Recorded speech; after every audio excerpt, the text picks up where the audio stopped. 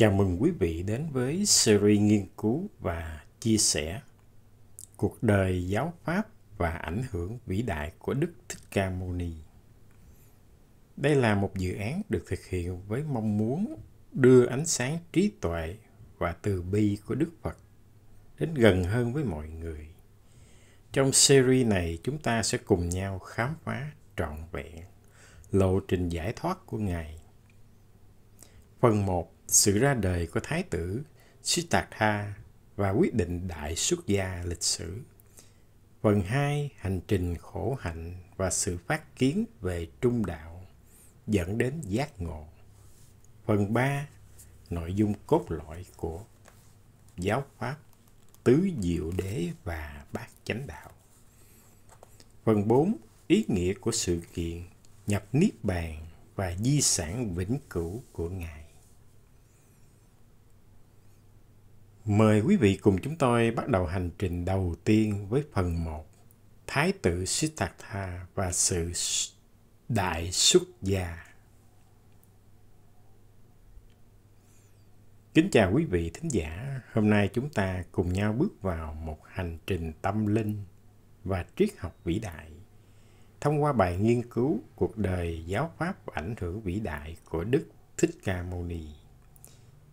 Thế giới đã trải qua hàng thiên niên kỷ, nhưng cuộc đời và những lời dạy của vị Sa môn Gotama vẫn là nguồn cảm hứng bất tận, là nền tảng đạo đức và triết học sâu sắc cho nhân loại.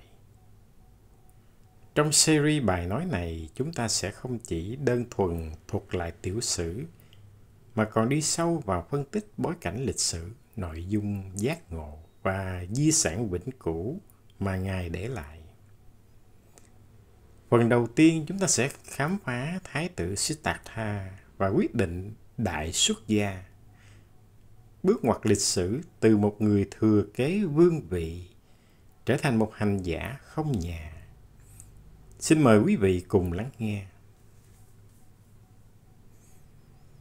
Vào khoảng thế kỷ thứ 6 trước công nguyên, tại vương quốc Ca Tỳ La Vệ, một sự kiện đã xảy ra, định hình lại lịch sử tư tưởng phương Đông. Đó là sự ra đời của Thái tử Siddhartha Gautama thuộc dòng tộc Thích Ca. Ngay từ thuở ấu thơ, các nhà hiền triết đã tiên đoán về Ngài. Ngài sẽ là một chuyển luân thánh vương vĩ đại, thống trị thế gian, hoặc là một vị Phật giải thoát cho thế gian. Vì lo sợ con trai rời bỏ ngai vàng, vua Tịnh Phạn đã tạo nên một bức tường vinh hoa che chắn mọi khổ đau trần thế.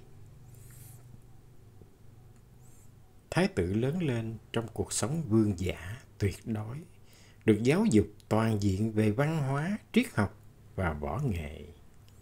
Kết hôn với công chúa Du Đà La và có con trai là La Hầu La. Mọi thứ đều được sắp đặt và giữ chân Ngài trong vinh hoa. Tuy nhiên, sự giàu có và hạnh phúc bên ngoài không làm cho nguôi ngoai được sự truy cầu bản chất của cuộc sống bên trong Ngài. Chính những chuyến du hành ngoài thành, thường được gọi là tứ cảnh ngang cửa, đã cung cấp chất xúc tác cho sự thay đổi này.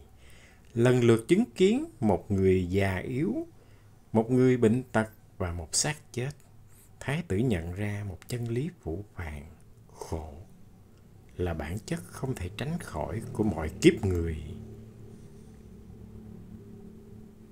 Già, bệnh, chết không phải là định mệnh của riêng ai, mà là quy luật vô thường vận hành trên mọi sinh mệnh. Nhưng chính hình ảnh thứ tư, một vị sa môn có vẻ mặt điềm tĩnh, thanh thản giữa thế gian khổ lụy, đã cung cấp cho Ngài một lối thoát, một tia hy vọng về khả năng vượt thoát khỏi vòng luân hồi sinh tử. Vị sa môn tượng trưng cho con đường tìm kiếm chân lý, không bị ràng buộc bởi vật chất hay dục vọng. Đây không chỉ là một sự quan sát đơn thuần, mà là một sự đột phá về nhận thức của một người đã giác ngộ được rằng mọi thứ mình đang nắm giữ đều là tạm bợ. Với sự thấu triệt ấy, vào đêm trăng rằm, Thái tử Siddhartha đã thực hiện hành động lịch sử vĩ đại nhất của mình, Đại Xuất Gia. Đây là sự từ bỏ vị kỷ để theo đuổi mục tiêu phổ quát. Ngài từ bỏ quyền lực, danh vọng và tình thân để tìm kiếm một con đường chấm dứt khổ đau, không chỉ cho riêng mình mà cho toàn thể nhân loại. Hành động này không phải là sự vô trách nhiệm, mà là sự hy sinh tuyệt đối vì một lòng bi mẫn rộng lớn hơn. Sự kiện Đại Xuất Gia đã kết thúc cuộc đời của Thái tử Siddhartha và mở ra chương mới của hành giả Gotama. Trong phần tiếp theo, chúng ta sẽ theo dấu chân của vị hành giả này khám phá con đường khổ hạnh cực đoan và sự phát kiến trung đạo vĩ đại đã dẫn Ngài đến ngôi vị giác ngộ. Mời quý vị cùng đón nghe